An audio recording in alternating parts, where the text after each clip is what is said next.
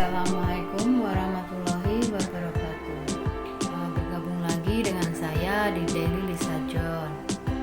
Dalam video kali ini saya akan membagikan mengenai sampel perusahaan manufaktur periode tahun 2018 sampai 2020 dengan kriteria perusahaan yang memiliki kepemilikan manajerial.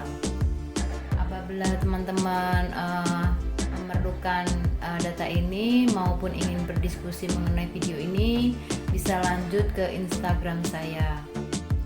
Yuk saksikan, jangan di skip agar teman-teman mudah memahami dan cepat menyelesaikan penelitian kalian.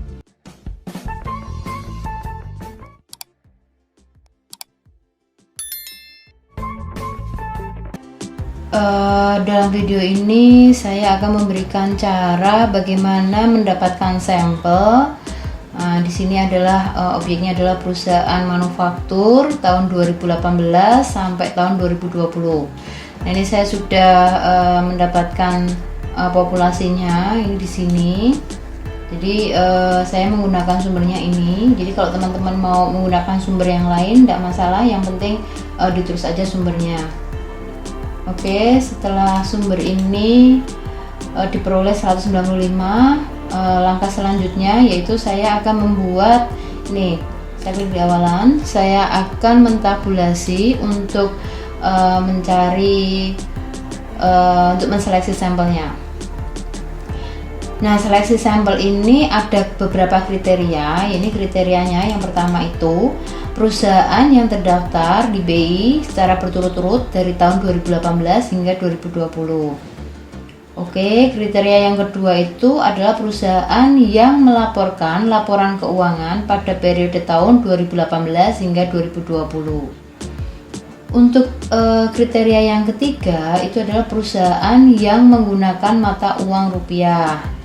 Nah, kriteria yang keempat itu adalah perusahaan yang mendapatkan laba pada periode tahun 2018 hingga 2020. Nah, kriteria yang terakhir yaitu perusahaan yang perusahaan yang memiliki kepemilikan manajerial. Nah, di sini berarti ada kriteria 5, ada 5 kriteria. Jadi saya akan membuat ini. Nah, untuk kriteria yang pertama itu tadi adalah perusahaan yang terdaftar secara berturut-turut. Nah, di sini berarti perusahaan yang terdaftar secara berturut-turut. Ini saya kasih kode warna hijau, di mana kode warna hijau itu adalah perusahaan tersebut belum IPO di tahun 2018. Jadi untuk GGRP itu dia itu IPO-nya di tahun 2019. Teman-teman bisa lihat di sini. Untuk GGRP sebentar. GGRP. Nah, di sini teman-teman bisa lihat untuk GGRP ini adalah IPO-nya di tahun 2019. Nah, di 2019 berarti dia di sini di tahun 2018 saya kasih warna hijau. Jadi kalau warna hijau itu dia perusahaan itu belum bergabung di BEI, belum terdaftar di BEI. Oke, selanjutnya untuk yang warna biru. Nah, di warna biru ini, nah ini perusahaan ini tidak mempublikasikan laporan keuangannya. Jadi di tahun 2020 teman-teman nanti bisa lihat untuk di IDX perusahaan TDPM tahun 2020 dia tidak muncul. Jadi dia tidak mempublikasikan laporan keuangannya. Nah, untuk yang warna kuning ini adalah perusahaan yang menggunakan mata uangnya dolar, jadi selain rupiah. Nah, sedangkan yang warna merah di sini adalah perusahaan yang mengalami rugi. Jadi nanti diseleksi satu persatu. Nah, ini teman-teman juga perlu membuat yang terakhir adalah perusahaan yang memiliki kepemilikan manajerial. Jadi kalau 0 itu berarti perusahaan tersebut tidak memiliki kepemilikan manajerial. Nah, berdasarkan kriteria maka langkah selanjutnya adalah kita seleksi. Untuk yang pertama kali kita kasih nama dulu, seleksi pertama. Ini berarti yang hasil seleksinya. Nah, ini sheet selanjutnya ini saya kasih nama seleksi yang pertama. Oke, yang awalan di sini saya kopikan di yang kriteria pertama. Nah, di sini saya akan memberi nama untuk seleksi yang pertama. Seleksi yang pertama yaitu perusahaan yang terdaftar tahun 2018 hingga 2020. Nah, ini di bawahnya di sini.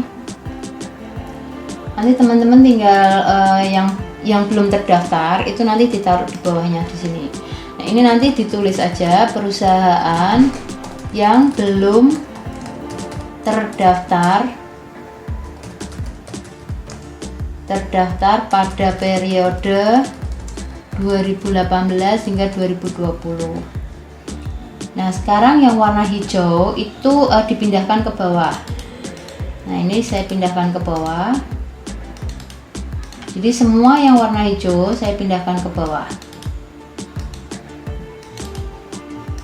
Nah, teman-teman, sekarang sudah bisa dilihat di mana yang warna hijau itu sudah saya taruh di bawah. Jadi ini saya urutkan 1, 2, 3. Nah, ini saya urutkan, tinggal tarik ke bawah. Ternyata ada 30 perusahaan yang tidak terdaftar secara berturut-turut pada periode tahun 2018 hingga tahun 2020. Oke, berarti ada 30 perusahaan. Nah, ini nanti tinggal yang di hasil seleksi ini. Di sini berarti yang tidak memenuhi kriteria itu ada 30 perusahaan. Nah, sekarang untuk membuat kriteria yang kedua yaitu yang melaporkan laporan keuangan. Nah, di sini saya kasih nama untuk kriteria yang kedua. Nah, hasil dari seleksi yang kriteria yang pertama, ini kriteria yang pertama. Nah, di sini sampai nomor 165 saya kopikan, pindah ke yang seleksi yang kedua. Nah, seleksi yang kedua ini tadi adalah perusahaan yang melaporkan laporan keuangan.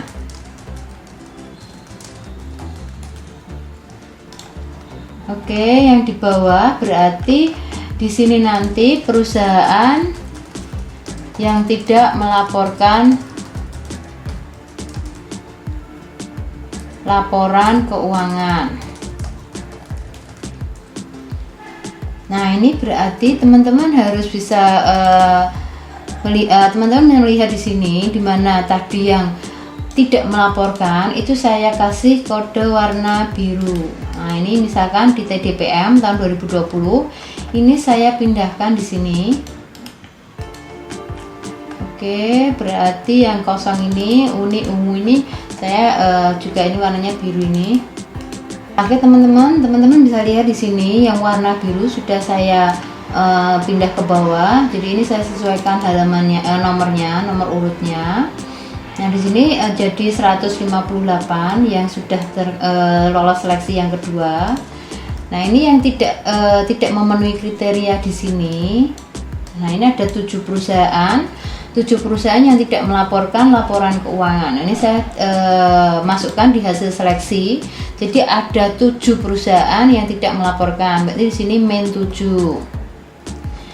Nah, untuk kriteria yang ketiga itu adalah perusahaan yang menggunakan mata uang rupiah. Nah, nanti hasilnya untuk seleksi yang kedua, langkahnya sama seperti tadi, tinggal pindahkan aja, di copy. Hasil seleksinya ini saya kasih nama seleksi yang ketiga. Oke, hasil seleksi yang ketiga tadi adalah perusahaan yang menggunakan mata uang rupiah. Berarti yang di sini perusahaan menggunakan mata uang rupiah. Nah, ini di bawahnya teman-teman kalau ada tanda seperti ini teman-teman bisa melebarkan karena ini tandanya ini kurang lebar weightnya, jadi tinggal diklik aja. Nah, jadi sudah kelihatan angkanya. Oke, ini berarti yang di bawah adalah perusahaan yang tidak menggunakan mata uang rupiah, ya biasanya menggunakan mata uang dolar. Nah, yang ini berarti yang saya turunkan taruh bawah itu yang warna kuning. Ini warna kuning saya turunkan sampai semuanya yang warna kuning itu diturunkan, di ditaruh di bawah. Jadi nanti tinggal dihitung yang warna kuning itu ada berapa perusahaan. Nah, oke teman-teman, setelah yang warna kuning itu saya taruh di bawah, jadi teman-teman bisa tahu jadi ada berapa perusahaan yang tidak menggunakan mata uang rupiah. Jadi ini tinggal diurutkan saja nomornya. Berarti di sini ada 29 perusahaan yang menggunakan mata uang selain rupiah. Oke, berarti tinggal ditulis di hasil seleksinya. Untuk kriteria yang ketiga itu tadi min 29. Min 29. Nah, sekarang lanjut ke kriteria yang keempat. Nah, ini saya kasih nama kriteria yang keempat. Hasil dari kriteria yang seleksi yang ketiga itu saya kopikan. Nah, di sini saya copy di sini. Nah, ini tinggal diganti aja, yang seleksi ketiga itu diganti seleksi 4. Ini adalah perusahaan yang mendapatkan laba. Nah, sedangkan yang di bawah di sini adalah perusahaan yang mengalami, berarti kebalikannya ya. Kalau laba berarti perusahaan yang mengalami rugi. Nah, yang rugi ini adalah saya kasih tanda warna merah. Jadi negatif. Kalau laba positif ya berarti perusahaan itu mendapatkan laba. Tapi kalau negatif itu berarti perusahaan mengalami kerugian.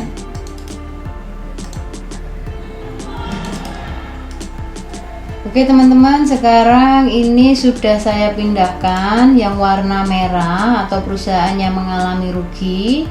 Ini sudah saya pindahkan. Coba saya cek sekali lagi apakah masih ada perusahaan yang tandanya negatif. Oh, di sini masih ada untuk PTEK.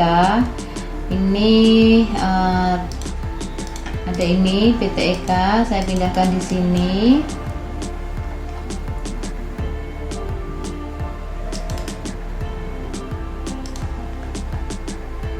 Nah, ini saya cek lagi, ternyata di sini sudah ada, tidak ada lagi yang tanda negatif.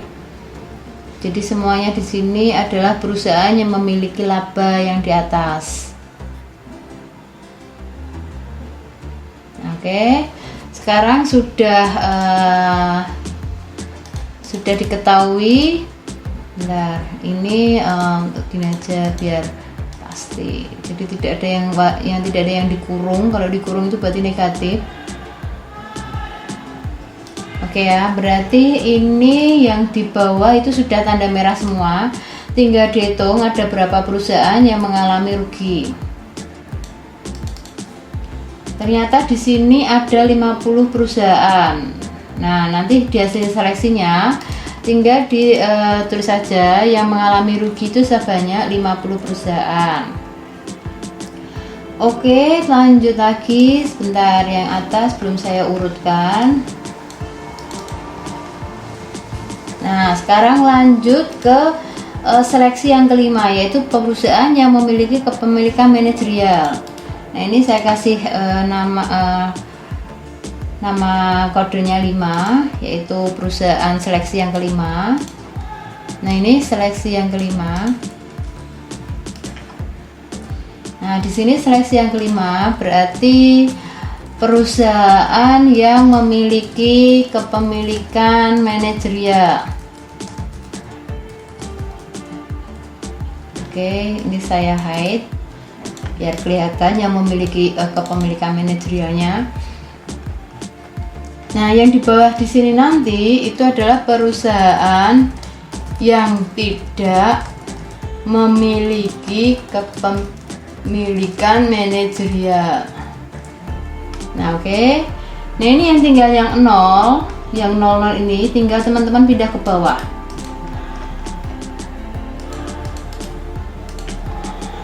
Jadi ini yang 0 berarti perusahaan itu tidak memiliki kepemilikan manajerial. Jadi nanti tinggal totalnya ada berapa dengan kriteria sebanyak 5. Kita tadi menggunakan 5 kriteria.